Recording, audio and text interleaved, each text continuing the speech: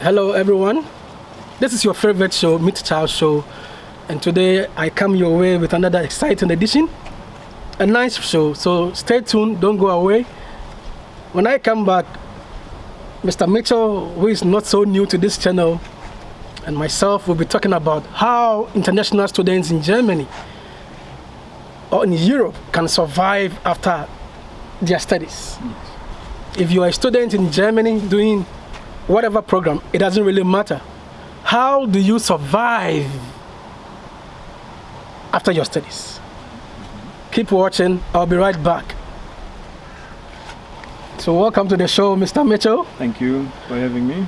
Yeah, a lot has been said about students who complete their masters and not getting anything better to do after their master's program. Yes, that's true. I mean, several victims could be counted.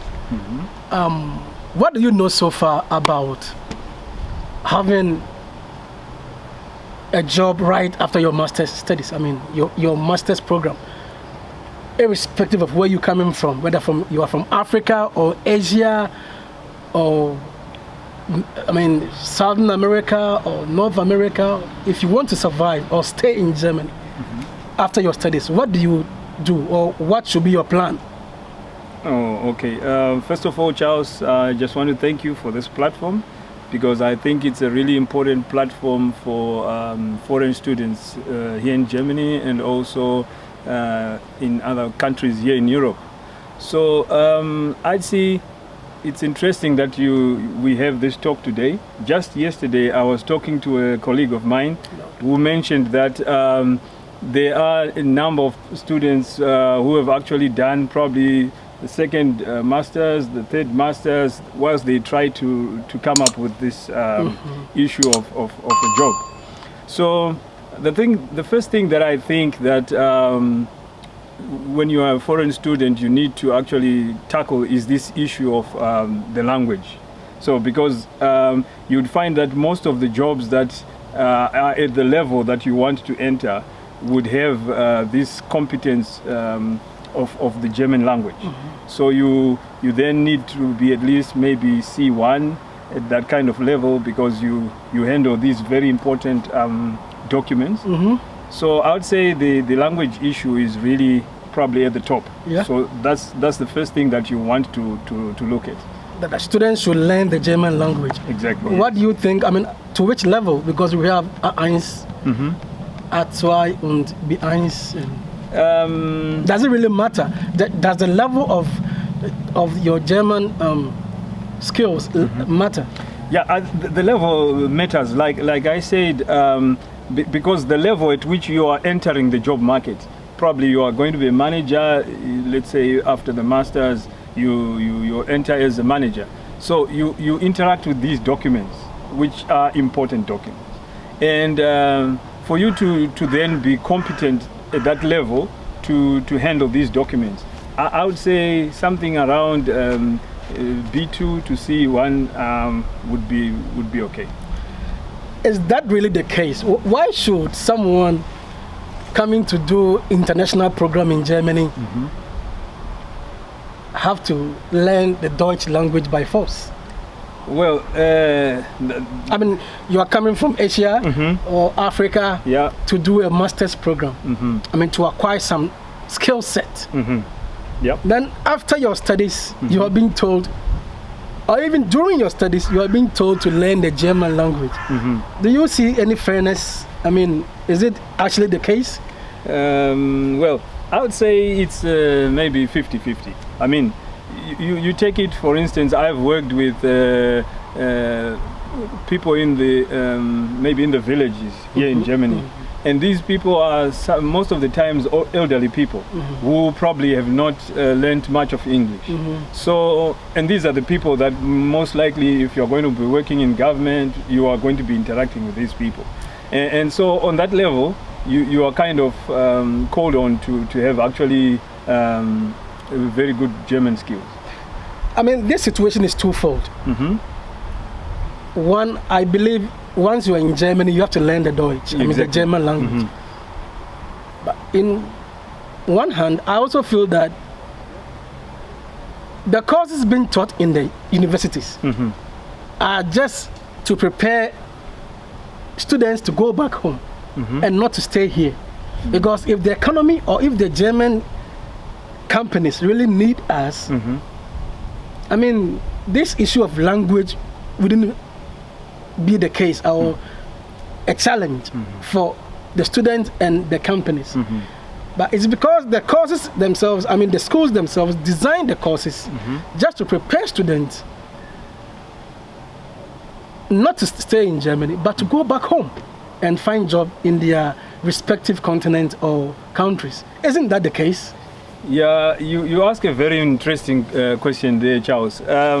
What I've observed, like you rightly point out, is that the courses that probably are popular at the present moment, which probably have quite a variety of options after you complete, definitely are in German. And the ones probably that not so much in demand, you'd find that we also have them in English. So, come again, don't go so fast. Okay. And I agree with you. I mean, we all have the experiences. The courses that many international students come to do in Germany are being taught in English. Yes. And many of the courses that the economy or the system wants are being taught in Deutsch. Yes. Like medicine, like in the health sector.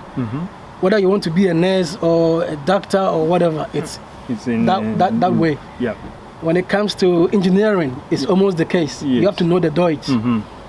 Then some of these things about human relations, agriculture, agribusiness, you'd find sociology, even people even travel to Germany to learn English language. Yeah, it's also. And these courses are taught in English, and you could just say to yourself right away that after your master's program, you have to look elsewhere for a job. Yes. I mean, that is what students are facing. Yeah. So on that scale, then I kind of look at it this way, that the curricula for universities is actually set with the job market in mind. So the German market, the German curriculum for the universities is not like patterned to meet the demands in Africa or elsewhere, right? So they are looking after their own welfare, as it were. So yeah, in that sense, that's why they are focused on themselves. Yeah. And they wouldn't want to create a situation where they invite foreign students to take over all the jobs, kind of like... They are trying to avoid competition. Exactly. So they also minimize the chances that this would happen. Yeah. So on one level, this is what is happening. But on the other level, we also feel that there should also be room for these other programs that we think are in vogue, not necessarily for the German market, but world over. If we talk about logistics, for instance, we just had the COVID pandemic, or we are still in the pandemic, and looking at this scenario where the logistics plays a very big role, and you find that you don't have so many courses in English on logistics here. Supply chain management, logistics. Things like that. Yeah. I mean, some good programs are all taught in Deutsch. Yes.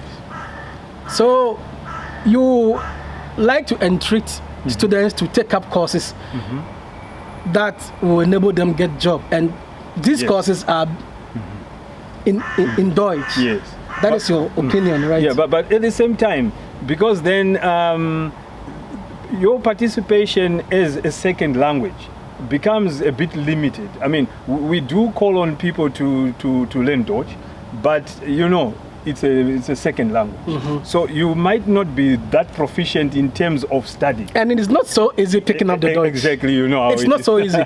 We're not trying to give excuses. Yeah. No, we are in somebody's country, and we know we have to integrate. Yes. We have to learn their culture, their language. But hey, if you're watching me now, I'm telling you the Deutsch language is not so easy to pick up. I'm going for a break. When I come back, Mr. Mitchell and myself continue from here. Yeah. So we are still on how students can survive after their studies in Germany or Europe. So we are in Germany, so we're talking about Germany and nothing else. How do international students survive after their master's program? the complaints are so much that students think this situation is quite worrisome. That you having done masters, you finish your master's program, and getting a job or looking for a job becomes another hurdle that one has to cross. What should students do? Okay, yeah, so in the first part we were talking about the language, right? And the next thing that one would want to do is that during the course of your studies, or probably just after the studies, because the government gives you the 18 months in which period you are supposed to be looking for the job. So, 18 months, it sounds like a long time. I mean, when you are done with your master's, the German government will give you 18 months to look for a job. Yes, but this 18 months, like I'm saying, 18 months moves very fast. And within a short time, the 18 months is up. It's elapsed. Yes. So what you need to do then is you have to move with the haste. And your program for the 18 months should actually start during your course, and not wait for the 18 months to start. Then you say, now I start. Okay. So in that case, you have to look at courses that kind of run parallel to your studies. For instance, we're studying climate change. So you might want to look at things to do with the United Nations. They have a training courses on online, and these are free, as an example. So you can be doing these on the sidelines, something that you can put together with your CV at the end. So in other words, you are also gaining extra knowledge apart from what you are learning. And this proves to the employer that this is someone who is really focused on their studies and is not just centered per se on what they're So doing. students should take up other courses whilst they are in school. Yes. I mean, whilst you're doing your master's program or bachelor's program, you look out there for some 6 months courses online. Online, yeah. Or within your city. Yes, exactly. So that you can build your CV with that extra course to enable you get a job. Yes. What about you looking for jobs that are aligned to your course of study? When many students come to Germany and they are supposed to sponsor themselves or finance themselves, the students end up doing any job. They do logistics job, lager, they do food delivery, they work in the restaurant, they do newspaper sharing or distribution. Will these jobs prepare the alien, that foreign students for the job market? Oh, definitely not, Charles. And that is the tragedy, actually, that we are kind of like looking at this bread and butter for the immediate, but this will not help you in the 18 months. Definitely it will not help you, because these are jobs that you can't put on your CV. You can't say, I was working at McDonald's and I was frying chips. When you are looking you work in the kitchen. In the kitchen, yeah. So this is just probably on a day-to-day basis that will help you. But what you should actually do is, over and above when you get these small jobs that you get, you should at least get jobs that student jobs actually that are aligned to your study, things that you can then put on your CV. Okay, so let me give an example. Let's say you are doing a program here on agriculture, for example, and I've noticed that most universities are actually surrounded by farms. You can approach a farm, right, and offer your services on this farm, and probably you don't get the long job contract. You can just do it as a mini job where you get the 450 euro per month, and whilst you're there, you are getting skills that you can actually then use when you want to, when you get this time of applying job. If I should get you right, there are many institutions or offices or agencies in Germany that would like to work with students. Exactly, yes. And pay them. Yeah. But that money will not be so huge for your upkeep, or your bills. Yes.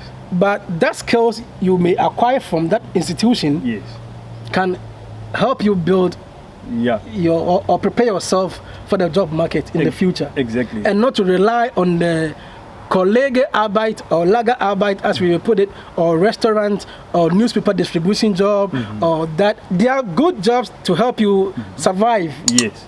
In the meantime, I mean, for a while. But to prepare you for the job market, you need to do something different. So what about internships? You recommend students to go for internships? I mean, do you recommend internship for students? Yeah, definitely. Internships are actually the number one place to go for students. I know personally some people who were in my program that actually obtained jobs whilst doing their internship, because the internship is an opportunity for a company to assess, you know, your capabilities and how exactly you fit in the working environment. So if this particular company you're doing the internship actually needs someone in future, do you think they are going to go for an interview when they already have someone who is doing the work that they want? So obviously they are going to take up the student that they currently have. As you know, the devil you know. The angel you don't know. There are many things to talk about. Yeah. Others also have the view that you can position yourself well to get a PhD. I am asking you a very simple question. Is getting a PhD in Germany so simple? Getting a PhD in Germany is not that simple, I would say. Well, probably depends with a number of factors. Okay, it depends with the university that you are working with. It depends with the program that you are also doing. As you know, there are some topics which are topical these days. For instance, we might talk about renewable energy. You know how the situation is currently with regards to Europe and energy requirements. So the government is also pouring quite a bit of money towards energy research. So in that case, so the opportunities for PhD in these areas would be, say, slightly higher than in other fields. In other fields, yes. Yeah, but it's not so easy to get a PhD. So when you come with the mentality that I'll do PhD at all costs, it could work for you, and it could fail you. Yes. But one thing that you can trust is internship. That whilst you are in school, you need to go for some internship. Yes. So would you, in your own wisdom, say that internship should be mandatory for all courses in Germany? Because some courses don't recommend internships. Yeah. And others do. Yes. So if we are saying that internships could help international students get jobs in Germany, then we are in one way also saying that students who come to do their masters should do internships, or these courses being offered should allow students go for internships. Is that what we are saying? Yeah, in a way, because what I know is that the internship is kind of linked to the number of credits that probably are attached to your bachelor studies.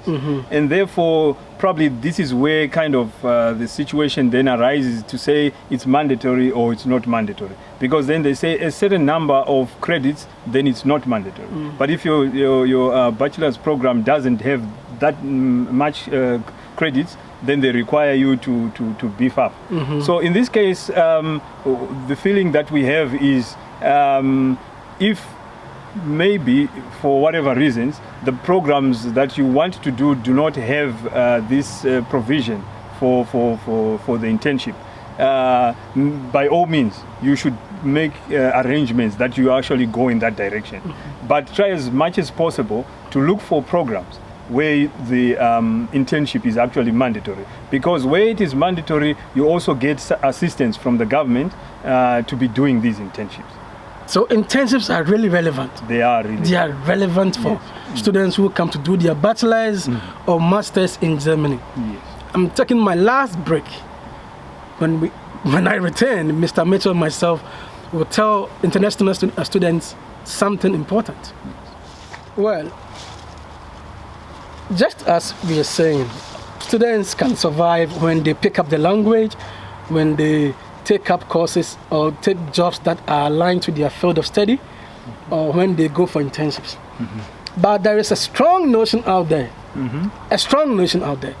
that students need Ausbildung and not degree.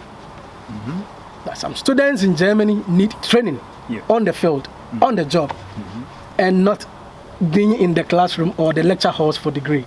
This is a debate ongoing. Do students need Ausbildung or degree certificate? Yeah. Probably this term Ausbildung, I think, is interpreted differently in different countries. So what I know is this Ausbildung, I'm looking for the word that we use in my country, is attachment. Attachment, yeah. So in this particular case, we are saying most students would come here to Germany, probably their work experience is almost nil, right? And therefore, you come here, you learn more theory again, which means that you are just theory, right? So the Ausbildung is an opportunity for you to actually get hands-on experience. And I feel that this is really what we need as people who are coming from countries like in Africa. For example, I'll give you an example within the agricultural sector. So within the agricultural sector, you'll find that on these farms, a functional farm would have equipment, such as tractors, such as probably in the irrigation, whatever equipment that you can talk of on the farm. Now you look at the equipment that we have back on the farm, back home. In some cases, it's mostly manual labor, right? But as you know, we need to increase the production, etc., and we need this equipment. So if you just have the theory without the practical hands-on experience of using the equipment, it does not really help. So this is where the Ausbildung comes in, where you are actually attached to a farm, you actually get the hands-on experience. Even in the industry, you get to use the various machinery that are in the industries. So this is the importance. And in one way, you're also calling for compulsory paid internships, if I should get it right. Yes. You know, when we are looking at these internships, I think there is, I'm not quite sure of the regulations regarding the internship fraternity, but my proposal or my strong conviction is that at least if it is compulsory and paid, then it helps the foreign students to really... Yeah, because many foreign students finance themselves. I mean, they paid for them for their semester fees and their hostel, whatever, fees. Yes. So if they should go for 6 months internship without pay, it's another thing to look at. But when the internship is compulsory and a paid one, where students can receive some stipends, then I think it's quite welcoming. Yeah, definitely. You know how expensive life is, or as we look at how life is going now, the inflation, you know, the German government actually announced recently that the blocked amount has actually gone up from 10,000 euro to 11,000 something euro. And therefore, when we look at the rentals also, you might deduce that the rentals have slightly gone up as well. So definitely looking at our backgrounds, we cannot be expected to survive 6 months without any form of remuneration. That would be really not correct. Yeah, but there's a big question. Are you still sure that even with internship, job is still guaranteed? I mean, is job guaranteed after doing internship in Germany? Right. You mean if you are strictly to be employed in Germany, or? Yeah. Are we saying that when international students take up internships, or if they do internships, they can get job because they did internships?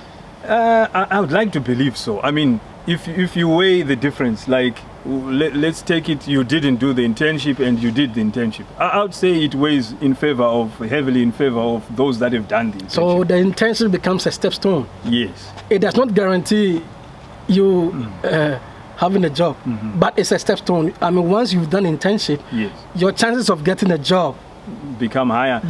And not only that, Charles, the other good thing about an Ausbildung or an attachment is that you can actually then use the exposure that you have in the event that you have to go back home. Yes. So some of the skills that you would find when you do the Ausbildung, you would actually come out in a much better state than someone who is coming from a degree program back home in Africa who doesn't have these. So my strong conviction, therefore, is sometimes, yes, we come here with the view that we want to do a degree, and it is nice to be called Dr. So-and-so, Master So-and-so. Yeah, you know, it has got some importance to it. But when we come to the real situation on the ground, because at the end of the day, you are going to go back to your country at one point or the other.